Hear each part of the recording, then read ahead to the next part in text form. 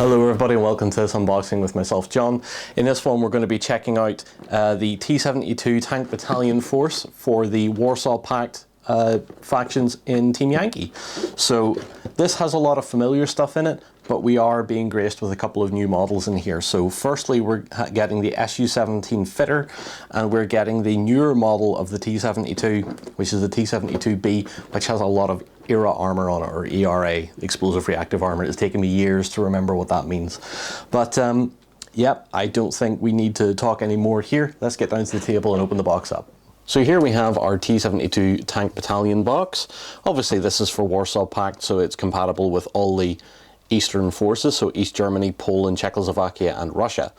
There's a few things in this box that we're familiar with already, such as the T-55 AMs and the Gazgans as well, and the Hinds. But we have a few new things in here. We have the T-72s that have ERA armor on them, and we have the Su-17s as well, the fitters I think they're called. So we have two of those in the box as well. So let's open it up and let's see what this starter box offers us. The usual big pile of plastic, which is absolutely fine. We have our Start Here pamphlet, which gives us a army list for the contents of the box and gives us our build instructions as well here, which is all pretty good. Now you can see here immediately, if we're looking at the T-72, we seem to have a new turret, entirely new turret, but we have the same upper hull, lower hull and tracks, but we have these different side switch and front pieces which have the ERA blocks on them as well. So we'll get a little closer look at the sprue, because this is the one that's more interesting to me currently. It looks like there's perhaps this is a retool of the original T-72, which would be really nice, because the old one is showing its age. It's not a particularly good kit by comparison with the rest of the Team Yankee range. So everything else in there seems fine. A little bit of information on where to go, what options are available for you. So yeah, good as always to have that. Also get our compulsory rulebook. We then have this massive stack of stat cards. That's a really thick pile of stat cards. I assume all these stat cards are going to have the same units but all compatible with the different forces, as well as a nice couple of decal sheets here with vehicle numbers and specific markings for the available factions to play with. A couple of those, that's fine. So let's have a look here. So East Germans, Russian, Polish, a bit more Polish, and Czechoslovakian. So yep, you get a big pile of cards in here, which enables you to play any of the factions this box is compatible with, which is great. Nice to see them just saying, hey, have every card you need for all of them here. Now, plastic. We have a lot of plastic here. We have our fitters, which we'll come to in a minute here.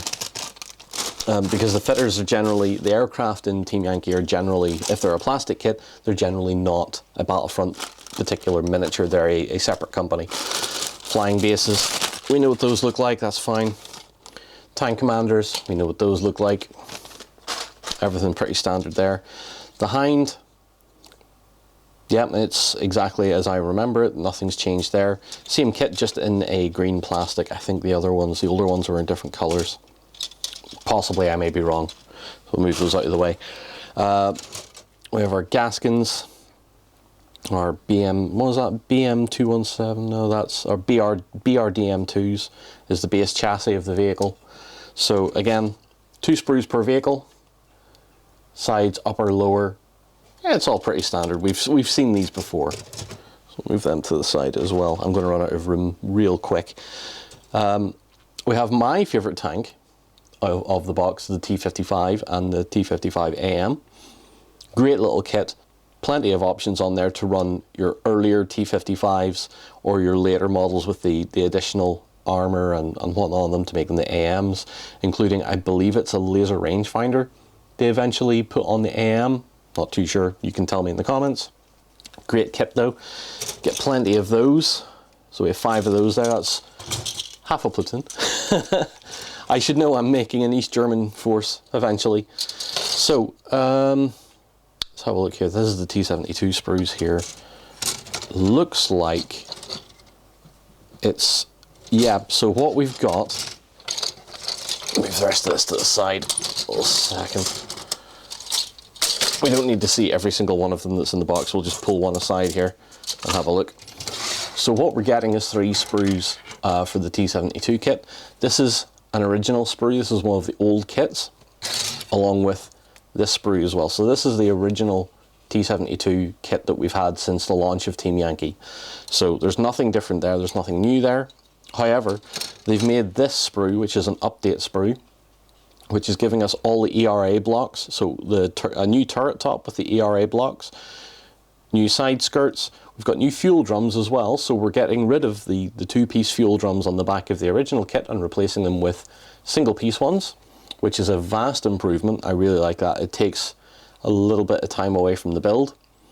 ERA blocks for the front, the underside of the glacis plate. We've got different smoke launchers, and we've got a different top for the gun mantlet as well, which has a searchlight on it, but also has a few more ERA blocks on it too. So plenty to look at there. Honestly, I thought they were going to retool it, but because this is clearly a decent enough kit on its own, this update not only adds this new version of the T-72, but also eliminates some of the more annoying parts of the build of the original kit, such as the fuel drums on the back, now that they're single piece. Good job. Nice that. So, that to the side. Have I missed anything? I don't believe so. Those are all T-72s. So on to our fitters. The fitters, let me see if I can tear this open. So we get 2 in the box, and we have 2 sprues per aircraft. Now it usually says who the manufacturer is on one of these sprues. Also to note, again, we're sticking with the 1:144 scale for the aircraft, which works out perfectly fine. Seems like they've removed the production stamp off the sprues. I think they reserved it, I'm not too sure. It's a simple enough jet. I would imagine we can build one of these later on, maybe in another video, maybe do it as a painting tutorial. There's a few options in here that you're not really going to need. You're not going to need your landing gear unless you're planning on building it on the ground. I don't know why you would do that, particularly for a war game. But everything else seems there. It seems nice and clean.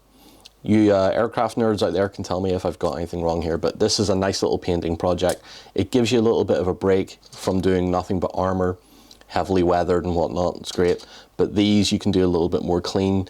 Use the kit to your advantage and practice your panel lines, all that sort of stuff. So all in all, pretty good. Apart from that, and there's also resin pieces in there for bombs and missiles as well.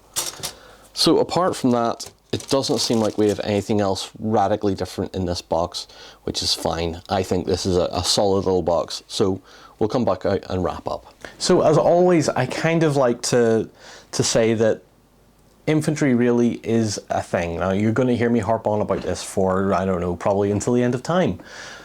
Maybe, who knows. But overall, it's a solid box. You're getting the new T-72s in there, you're getting 7 of them, and you're getting 5 T-55s as well. These really suit that East German, Polish, Czechoslovakian forces, whereas the T-72s are really more, I think the good stuff was more held with the Russian forces in and around the 1980s. I'm not too sure. Overall though, because I'm looking at a East German force myself, I'm thinking the T-55s are probably going to be the most common element of my army next to its infantry. So, I mean, you're getting two jets and you're getting 2 Hinds. I think a lot of people that play Eastern Bloc in Team Yankee are probably coming down with Hinds by this point. There's been Hinds in nearly every box. But it's good to see the fitters in there. The models look crisp as well, which is nice. These T-72s with that 3rd sprue to update the original kit is a very good choice. It means they're not having to retool an entire kit. However, retooling it would have been cool, but I understand why they haven't done that, because it's probably cheaper to make a smaller mold with that little sprue that you can just stamp out.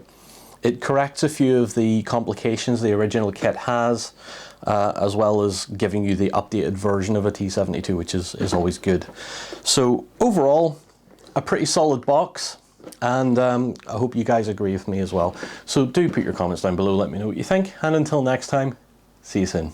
Go ahead and check out our other content on screen now. And while you're at it, why not hit subscribe and remember to ding our dong. Go on, you know you want to click it. Go on.